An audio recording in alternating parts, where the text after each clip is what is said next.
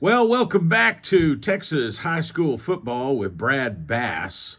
Installment 2, we're going to focus on Texas 2A and 3A ball. Brad, I think we're opening in Division 2, correct? Yeah, we'll start with the smaller schools. You know, there's 102 high schools in Division 2 that are starting out the season. Of course, that's the smallest form of 11-man football we have in Texas. So a lot of these schools, especially the very competitive schools that might be ranked in the top 10, it's hard for them to find ball games to play because nobody wants to get beat by the smallest school in the state, And but you had a lot of competitive action. I just want to highlight in Region 1, 2, 3, and 4, I think there's some very competitive football that we mentioned last week. But out in West Texas in Division 1, there's actually a football stadium named for my uncle at Stratford, Texas. He was the school superintendent there for a long time. They're in District 1, and I would expect them, along with Groover and Farwell, to get along pretty good. But you've got in District 2 some really good small schools, Hale Center, Sudan, Crosbyton, Rawls. In District 3 out there, some towns that you might be looking to make a move this year in small school football would be Seagraves and Tahoka.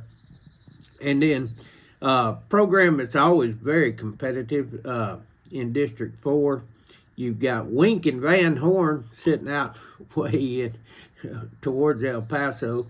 But Ira Ann is always a very competitive program, and I would expect Region 1. I just don't think they have the depth. There's only 23 schools in that region. And if you think about it, 16 of them are going to make the playoffs. There's actually some districts where all 4 teams will make the district because it's a 4-team district.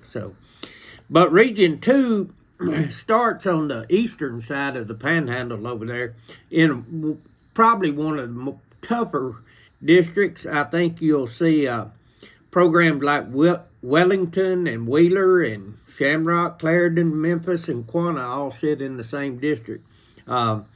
Waiting to see how things kind of shake out. I know right now Wellington would probably be the pick of that district. Like I said, it's early on, and some of the scores that you see, I believe Wellington is. We're all right. Keep going. I think Wellington is 2-0. District 6 has some good programs in it, but I really believe, and if you let me look at my scores real quick, I was shocked at some of the scores. There was a school, Cross Plains, that did well. And I don't know much about the team they were playing. But going back to Region 1, you take the Memphis Crosbyton score. Memphis is from District 5, Crosbyton from District 2, Region 1 and 2. The final score of that ball game was 7-6. So it's a pretty defensive game. Kind of saw the same thing over in East Texas some. But you've got programs in District 7, always very competitive in Albany. They sit in that district with Winters, Cross Plains, Hamlin, and Roscoe, Miles. And in District 8, that's when you get the power. Collinsville, Munster, Lindsay, Chico, they're all in the same district there and very competitive.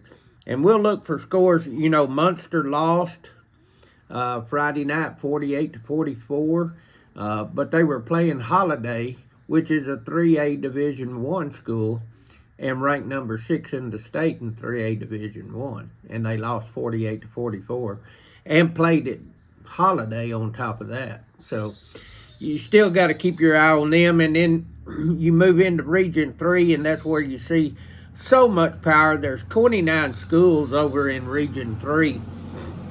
I noticed Coleman Sneal out of District 12 really had a good program. Then you've got the district that has Bremond, Chilton, Mart. That district is going to be tough. It's an 18 district. And then District 7 does have Clarksville, Celeste, Cumbie, Sims, Bowie. Linden Kildare was a score that shocked me because Coleman Sneal is the team that beat them pretty bad. And then in Region 4, starts out, kind of in the valley down in District 16. This is where all 4 teams will make the playoffs because there's 4 teams in the district. Ogwood, Dulce, Benbolt, Lavia, and Woodsboro. But the competitive district, I think, more than anything, probably comes with the district that has Somerville, Snook, Milano, Iola, Granger, Burton, Bartlett. I mean, there was some. Granger is another team that they beat. They beat a team 42-21 that's actually ranked or was ranked in Division 1. So tough district in Region 4, District 13. The District 14 with Junction, Centerport, and Brackettville, D'Hanis, District 13 plays 14, 15 plays 16. At the end of the day, you'll see where probably 13 and 15 overpower 14 and 16.